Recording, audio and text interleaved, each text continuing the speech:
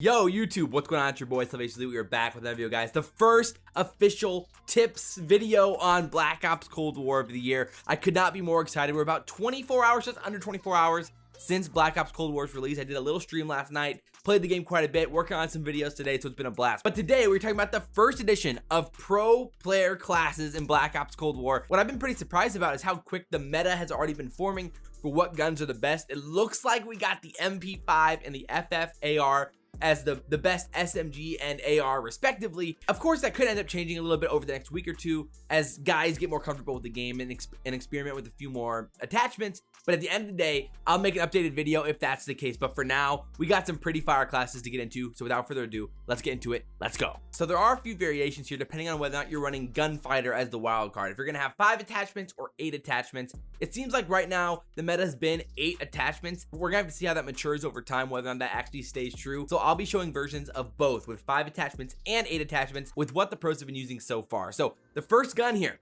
we got the MP5. The barrel we're rocking is the 9.5 reinforced heavy. And again, you're seeing the stats there with what it actually does. And I think that's a big reason for why the meta has kind of solidified faster than before, because we've actually been able to see exactly what these attachments do for each gun. And then with the body, you've got the SWAT 5mm laser. We'll see if those end up getting GA'd, but for now, we're rocking the lasers. Underbarrel, the foregrip, the 50% horizontal recoil with no negatives is definitely just the best option for the MP5 underbarrel. Then you go down to the handle, you got field tape. Then the handle, we've got field tape. This is what ILLeY and Shotzzy have been running, but at the same time, some guys have just been running the speed tape depending on how you feel about the flinch resistance. But I think with a plus 90% flinch resistance is pretty nice when it comes to just beaming people. It makes sense for why the pros are trying to work with it right now. So then for the stock, our final one here, we've got the no stock attachment, the sprint to fire time. You know, you sacrifice a little bit of hip fire accuracy for it, but at the end of the day, the plus 30% is so nice, gives you the mobility, and that's what the pros like the most. And that's what I think what's most important really when trying to compete at the highest level is that type of mobility like that. So the no stock is what we got. So there's the first MP5 class of the day. Let's go on to the second one. So here's another MP5. This one is Simp's MP5. He's got gunfighter equipped. So for the muzzle, he's got the infantry compensator. Then with the barrel, he's rocking the 9.5 extended. Then for the body, he's got the steady aim laser. Then the underbarrel is the SFOD speed grip, and the magazine, the jungle style mag. The handle, the serpent wrap with the ADS time, the sprint fire time. Overall, I think either this one or the field tape is the best one. Right now, the pros are still trying to work out which one's the best option, but it's one of those two, I really do think.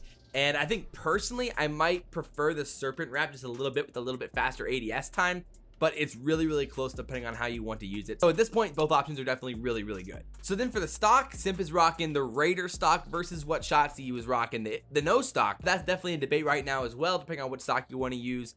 Again, the no stock gives you the plus 30% sprint to fire time, which is definitely really nice. But at the same time, the Raider stock gives you that 30% sprint to fire time plus 10% strafe speed while giving up a 30% hip fire accuracy. So it kind of depends how you want to play, depending on how often you're hip firing versus just ADSing.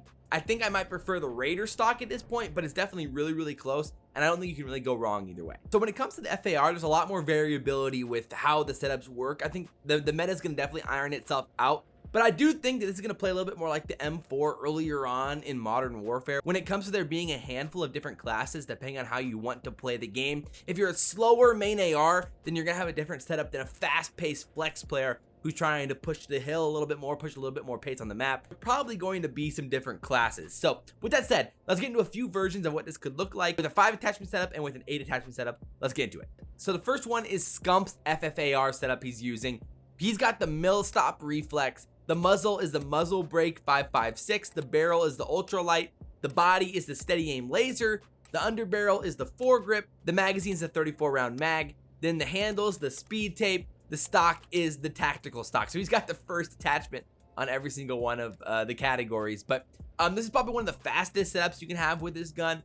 And it definitely has high mobility. It moves well. And definitely works well for like a flex player like that. Or if Scump's trying to use an AR, even though he's an SMG player, that's kind of how it would play out for him, which makes sense. So this would be a more traditional main AR 5 attachment setup for the FFAR. You got your reflex. You've got your barrel is the 21.2 Ranger. Then the underbarrel would be the foregrip, the handle would be the airborne elastic, and the stock is the Raider stock. So you're really giving up a lot of like that movement speed for the fast ADS times for the longer range, the longer muzzle velocity. So if you're running 8 attachments, this is what it's going to look like. So you got your reflex, then you've got your normal muzzle brake, you've got the barrel again, the 21.2 Ranger, the body's the steady aim laser, the underbarrel is the field agent grip, because it gives you that insane amount of recoil control, which is crazy. The magazine's just a 34 round mag, that makes sense. And then the handle's the airborne elastic, again, absolutely insane laser ability. And then the stock's the Raider stock. So when you pair that all together, this thing becomes a laser and is nasty on the map. It's what makes the FFAR so good. And I think the only thing that could potentially change would be the barrel attachment. Right now, we're using the 21.2 barrel. I could see them trying to switch like maybe the 20.3 takedown or the 19.5 task force. Those are probably the only 2 other options I could see. And again, last year we had the Corvus barrel and we had the M16 barrel for the M4, and both of those were used competitively for most of the year. So I wouldn't be surprised if we have a similar situation where we could have multiple barrels in use this year for competitive. So as for the pistol, the 1911 is absolutely nasty. It's one of my favorite guns in the game, and this is basically the go-to setup right now for the pistol. We got the muzzle brake, is just a basic muzzle brake. The barrel is the 6.45 reinforced heavy barrel. The body is the steady aim laser. The magazine, the 12 round mag, of course.